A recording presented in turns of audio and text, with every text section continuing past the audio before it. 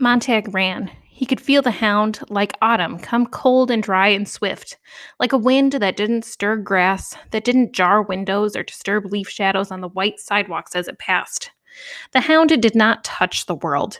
It carried its silence with it, so you could feel the silence building up a pressure behind you all across town. Montag felt the pressure rising and ran. He stopped for breath on his way to the river to peer through dimly lit windows of wakened houses and saw the silhouettes of people inside watching their parlor walls. And on there, the walls, the mechanical hound, a breath of neon vapor, spidered along here and gone, here and gone. Now at Elm Terrace, Lincoln, Oak, Park, and up the alley toward Faber's house. Go past, thought Montag. Don't stop. Go on. Don't turn in. On the parlor wall, Faber's house with its sprinkler system pulsing in the night air. The hound paused, quivering. No! Montag held to the windowsill. This way, here! The procaine needle flicked out and in, out and in. A single clear drop of the stuff of dreams fell from the needle as it vanished in the hound's muzzle. Montag held his breath, held like a double fist in his chest. The mechanical hound turned and plunged away from Faber's house down the alley again. Montag snapped his gaze to the sky. The helicopters were closer, a great blowing of insects to a single light source.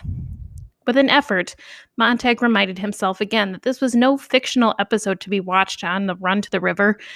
It was actuality his own chess game he was witnessing move by move. He shouted to give himself the necessary push away from the last house window and the fascinating seance going on in there. Hell! And he was away and gone. The alley, a street, the alley, a street, and the smell of the river, like out, like down, like out and down. 20 million Montags running soon, if the cameras caught him. 20 million Montags running like an ancient flickery Keystone comedy. Cops, robbers, chasers, and the chased, hunters and hunted. He had seen it 1,000 times. Behind him now, 20 million silently baying hounds ricocheted across parlors, 3 cushions shooting from the center wall to the left wall and gone. Right wall, center wall, left wall, gone. Montag jammed his seashell to his ear. Police suggest the entire population in Elm Terrace area do as follows. Everyone in every house in every street open a front or rear door or look from a window. The fugitive cannot escape if everyone in the next minute looks from his house. Ready? Of course. Why hadn't they done it before? Why, in all the years, hadn't this game been tried? Everyone up, everyone out, he couldn't be missed.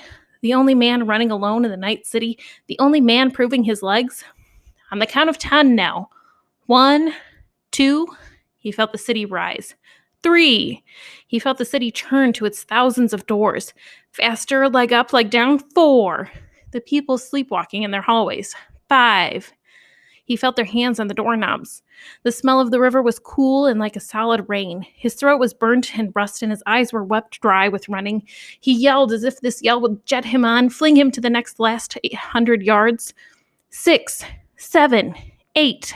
The doorknobs turned on 5,000 doors. 9. He ran away from the last row of houses on a slope leading down to a solid, moving blackness. 10. The doors opened. He imagined thousands on thousands of faces peering into yards, into alleys, and into the sky. Faces hid by curtains, pale, night-frightened faces like gray animals peering from electric caves. Faces with gray, colorless eyes, gray tongues, and gray thoughts looking out through the numb flesh of the face. But he was at the river. He touched it just to be sure it was real. He waded in and stripped in darkness to the skin, splashing his body, arms, legs, and head with the raw liquor, drank it and snuffed up some up his nose. Then he dressed in Faber's old clothes and shoes. He tossed his own clothing into the river and watched it swept away. Then, holding the suitcase, he walked out in the river until there was no bottom, and he swept away in the dark. He was 300 yards away downstream when the hound reached the river. Overhead, the great racketing fans of the helicopters hovered.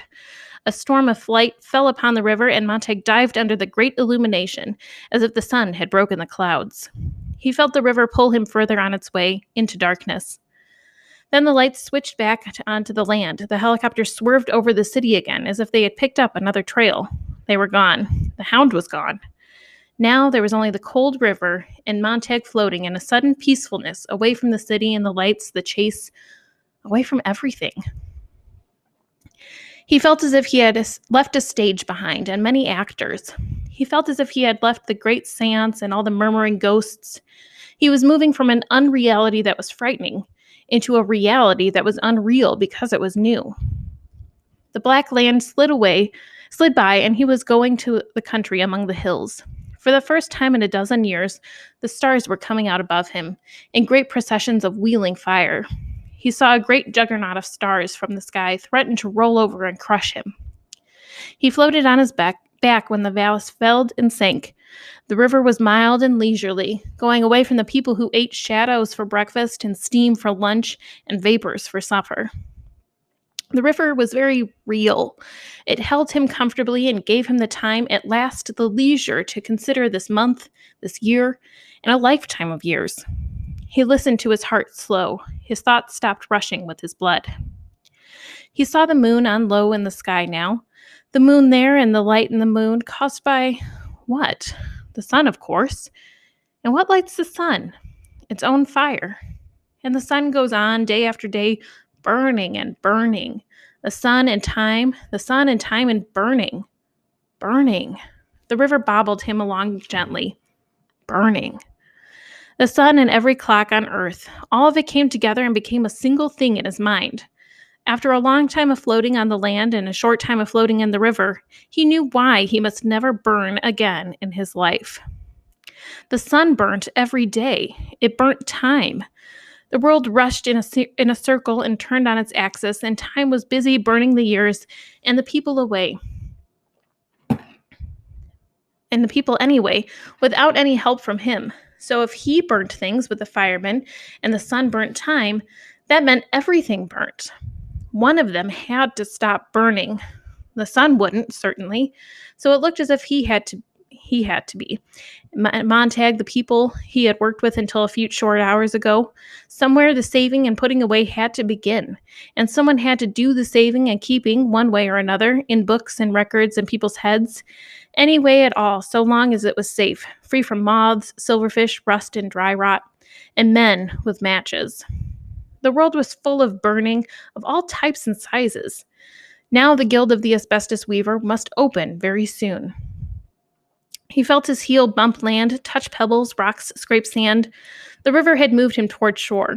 He looked at the great black creature without eyes or light, without shape, with a size that went 1,000 miles without wanting to stop, with its grass hills and forests that were waiting for him. He hesitated to leave the comforting flow of the water. He expected the hound there. Suddenly, trees might blow under a great wind of helicopters. But there was only the normal autumn wind high up, going by like another river. Why wasn't the hound running? Why had the search veered inland? Montag listened. Nothing. Nothing. Millie, he thought, all this country here, listen to it, nothing and nothing. So much silence, Millie. I wonder how you'd take it. Would you shout, shut up, Millie, Millie? And he was sad. Millie was not here, and the hound was not here, but the dry smell of hay blowing from some distant field put Montag on the land. He remembered a farm he had visited when he was very young. One of the rare few times he discovered that somewhere behind the 7 veils of unreality, behind the walls of parlors and beyond the tin moat of the city, cows chewed grass and pigs sat in warm ponds at noon, and dogs barked after white sheep on a hill. Now the dry smell of hay, the motion of the waters, made him think of sleeping in a fresh hay in a lonely barn, away from the loud highways, behind a quiet farmhouse and under an ancient windmill that whirred like the sound of a passing years overhead. He lay in the high barn loft all night, listening to distant animals and insects and trees, the little motions and stirrings. During the night, he thought, below the loft, he would hear a sound like feet moving, perhaps. He would tense up and sit up. The sound would move away. He would lie back down and look over the loft window very late in the night and see the lights go out in the farmhouse itself until a very young and beautiful woman would sit in the unlit window, braiding her hair. It would be hard to see her, but her face would be like the face of a girl so long ago in his past now, so very long ago.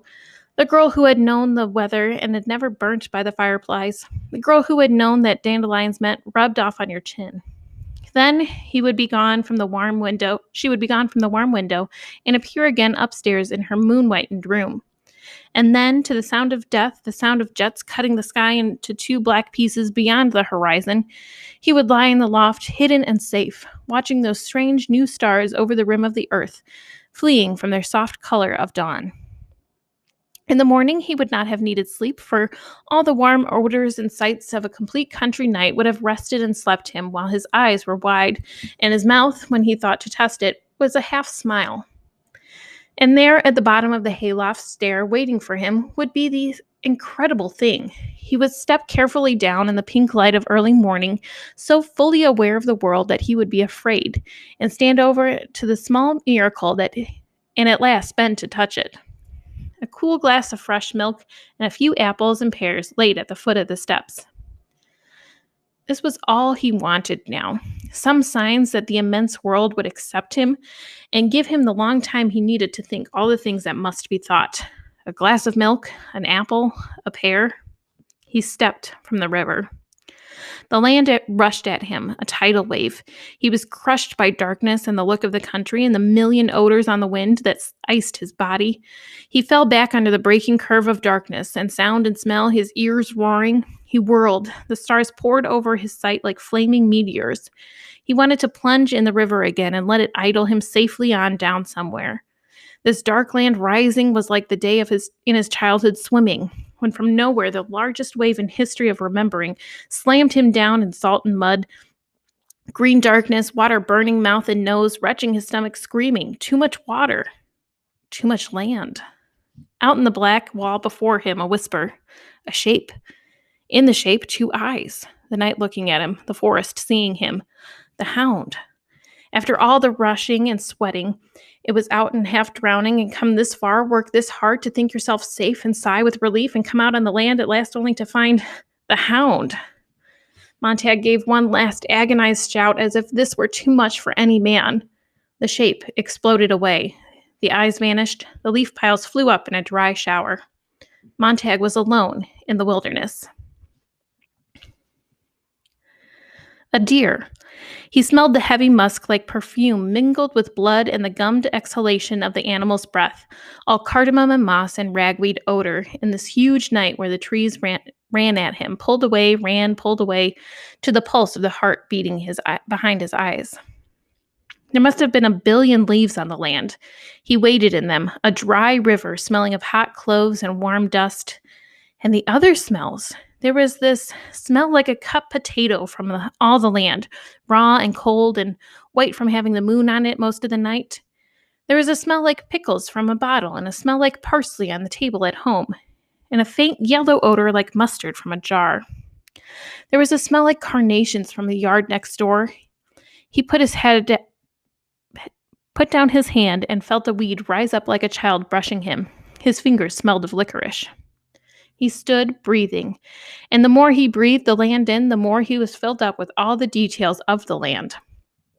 He was not empty. There was more than enough here to fill him. There would always be more than enough. He walked in the shallow tide of leaves, stumbling, and in the middle of the strangeness, a familiarity. His foot hit something that rang dully. He moved his hand on the ground, a yard this way, a yard that. The railroad track. The track that came out of the city and rusted across the land through forests and woods, deserted now by the river. Here was the path to wherever he was going. Here was the single familiar thing, the magic charm he might need a little while to touch, to feel beneath his feet, as he moved on to the bramble bushes and the lakes of smelling and feeling and touching, among the whispers and the blowing down of leaves. He walked on the track. And he was surprised to learn how certain he suddenly was of a single fact he could not prove. Once, long ago, Clarice had walked here, where he was walking now.